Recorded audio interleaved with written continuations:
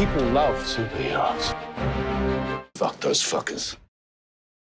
A gente está agora com dois convidados super especiais aqui para falar sobre o seriado The Boys. Guys, thank you so much for taking the time to do this. How exciting to have The Boys premiering pretty soon. I think yesterday we only saw the first episode, but it's coming up. How do you guys feel about it? It's exciting, man. It's been a long time. I mean, we spent 6 months in Toronto last year, and to see it on the big screen last night and have real crowd reactions and friends there, it's a surreal moment. It's good. So, yeah, we had a good time. We all love each other, which is good. You know, we get along. So. How long did it take to shoot this first season? 5.5, 6 months. It was about 6 months. Yeah. I mean, the pilot episode took almost a month. Just that first episode to get it right, the one that you were able to see last night. Yeah. But then after that, once the ball got rolling, we were trucking. Now, yesterday, one reaction that I remember quite well is when your character appears the first time with your costume. Let's talk about this costumes. How was it for you guys to wear this? Well, yeah, so, we have the boys' side and the superhero side, but it's good and bad because you're wearing the same thing every day. You don't have to think about it, but it's, it's like a neoprene wetsuit. So it's like I was a little worried about filling it out, so I, made sure I stayed in the gym, and it was all good. So watch your croissants. Yeah, exactly. Yeah, slipped, popped in the keto diet a little bit. No, it was good. But yeah, I think my suit was probably the least troublesome of all of them. So Anthony Anthony's was hard to get on and off. But I heard Anthony had air conditioning. Oh into yeah, his suit. Yeah, it looks like he's carrying around like a 6-pack of beer. Like he had this cooler, and it like pumps cold water through this through his suit basically. So he's always carrying around this big purse. It's really so the suits are very hot. Yeah. And we were shooting this in like 90-degree weather. Yeah. Toronto summer, very steamy and muggy. Yeah. Intense. I'm sure it was fun. It's like a wetsuit. You're basically just wearing a wetsuit. So yeah, a lot of fun. I was in a t-shirt. Exactly. T-shirt and jeans. Yeah, exactly. You had it good. So I was going to ask, because I haven't seen you in the show yet. Right. We only saw the first episode. So if you guys could present your character, like, what is the elevator speech for, like, if you introduce yourself as your character? Yeah. You want me to go? Yeah, you go. Okay, so my character, the elevator pitch for my character is Mother's Milk. He's not one of the soups, he's one of the boys. And his job is to keep the boys from completely self-destruct. He's one of the bigger, more muscular guys of the team, but his superpower is his brain. He's the thinker, and he keeps them from going nuts. So I'm the mother of the group. He's awesome in the show, So by to the way. speak. Yeah. I mean, my character is he's the Deep. He's kind of like a parody on Aquaman in a way. There's a little Zoolander in there, but I think we talked about how he's kind of he's deeply insecure, and feels like a freak because he has these gills, and some of the reasons why he's like doing some of the things he's doing. But my character goes kind of on his own journey, basically, has its own arc that's obviously kicked off with some of the things that happened in the pilot, and there's also some comedy there too later on. So yeah. Now, since you brought it up, in the pilot, like right in the first scene, like first couple of scenes, your character shows up.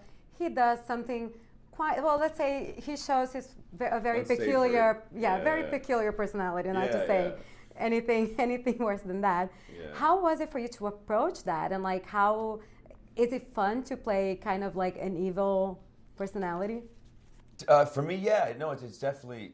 It's not necessarily fun. It's a good switch up for me. But we talked about just because it's a superhero show doesn't mean we can't talk about some of these issues. And I think it's interesting that Eric Kripke's like showing some of these issues through the lens of a show like this. And we just want to keep everything grounded. It's like if superheroes existed in the real world and these things were going on, what would that look like? So yeah.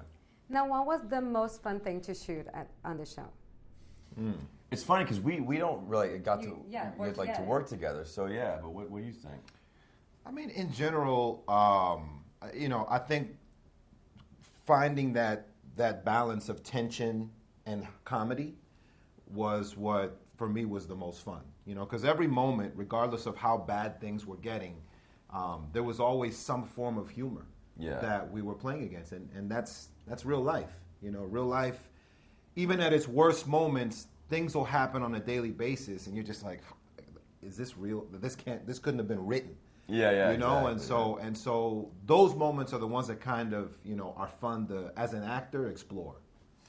Yeah, I agree, and that's what's great about the show is it doesn't take itself too seriously. There's you know some real absurdist and like lighthearted moments, but for me there was a scene with the dolphin that I had to I love that scene. Yeah. I love that scene.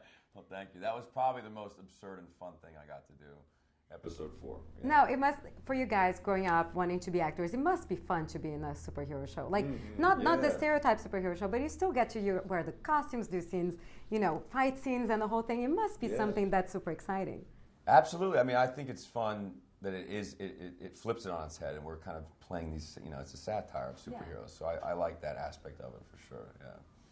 And you guys can do action and stuff too, right? Yeah. I mean, you know, for us, it becomes more of the traditional action, you know, genre because we don't have any powers. So we have to rely on whatever we can do and whatever we can get our hands on to try to take these guys down. Yeah. Now, you both work in shows that were filmed in New York City. You did Mysteries of Laura, no? Yeah. Mysteries of Laura, and you did obviously Gossip Girl that Brazil is all obsessed with. So it's true. People have seen the show like millions of times. Wow. But so this show happens in New York. It was shot in New York or not? What?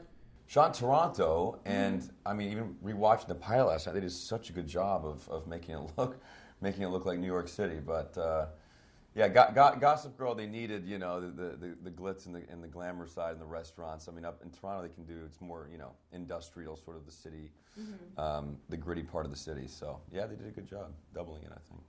Yeah, I mean, it's definitely quieter. Yeah, no, for than, sure. than New York. Yeah.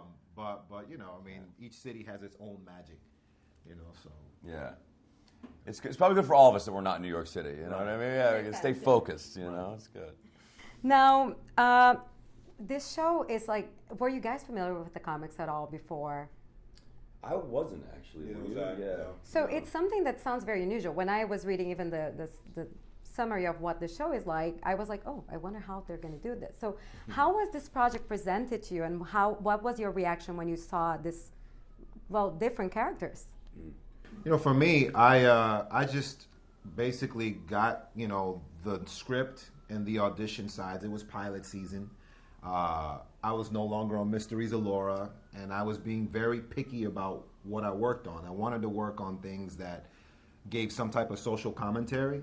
So that year, you know, I had the luxury of turning down a lot of different things that I didn't feel really talked about something meaty and meaningful. I really wanted to work on something that had substance. And when this came along, and I read it, and then I looked up the comics, and basically what he talked about 15 years ago is what's happening today. Yeah.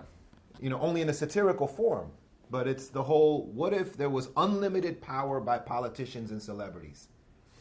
And they're basically part of this cult culture that people worship them. Yeah. That's what we are today. Exactly.